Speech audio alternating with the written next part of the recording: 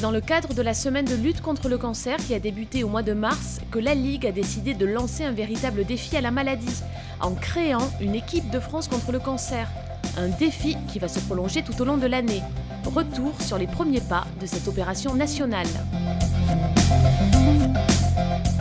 L'équipe de France de football sur le terrain, l'équipe de France contre le cancer dans les gradins. En amont de la semaine contre le cancer, la Ligue a proposé à des enfants actuellement en soins d'assister à l'entraînement des Bleus à Clairefontaine. Je trouve que c'est très bien que nos petits puissent sortir un petit peu du quotidien pour voir autre chose que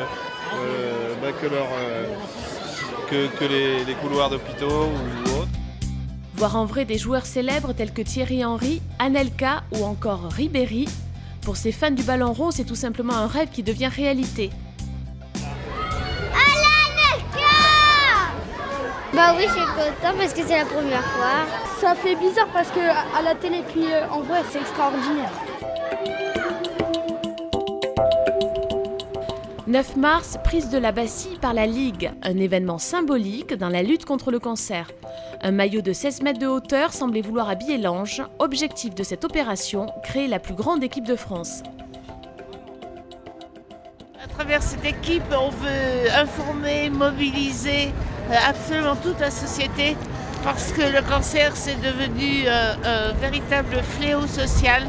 Il faut savoir qu'il y a 320 000 nouveaux cas de cancer chaque année. On veut se mobiliser pour le vaincre. Le siège a duré toute la journée, une journée d'information et de divertissement, au cours de laquelle des défis ont été lancés au public pour améliorer leur comportement quotidien. Les uns ont donc pris l'engagement de manger plus équilibré, les autres d'arrêter de fumer ou encore de faire du sport. Et rien de tel pour se motiver qu'un cours de gym collectif.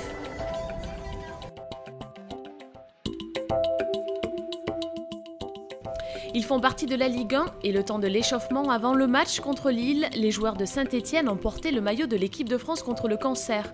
Un geste de soutien envers la Ligue et pour le combat qu'elle mène. On a choisi le monde du foot parce que en fait, c'est un sport très populaire, très apprécié par les jeunes, surtout cette année de la Coupe du Monde. Et nous espérons ainsi que maximum de personnes viennent se joindre à l'équipe de France contre le cancer. À la station de ski La Pierre-Saint-Martin, c'est une opération de prévention contre les méfaits du soleil qui a été organisée par le comité départemental des Pyrénées-Atlantiques en partenariat avec la DAS, la CEPAM et la Mutualité française. L'occasion pour le public de vérifier la qualité de leurs lunettes et de tester leurs connaissances sur le sujet. C'est bon, elles sont parfaites, c'est parfaitement protégé. Les rayons ultraviolets sont visibles ou invisibles? Invisibles. Invisibles, c'est tout à fait ça. On les verra jamais là pour le coup. L'idée c'est, sans forcément trop parler de cancer aux gens, mais de faire le lien entre une exposition excessive et la maladie. Par le biais d'un jeu, les enfants ont eux aussi été avertis des dangers du soleil pour la santé. Avec les enfants, nous allons participer au rallye soleil de la Ligue contre le cancer. Ils vont avoir des réponses à chercher dans le petit fascicule ou à des points qui sont prévus sur les pistes de la station. On peut attraper des coups de soleil, de l'insolation, après réaction allergique et problèmes de vue. Et pour clore cette journée de prévention, les enfants ont revêtu le maillot couleur de la Ligue pour un défi à ski.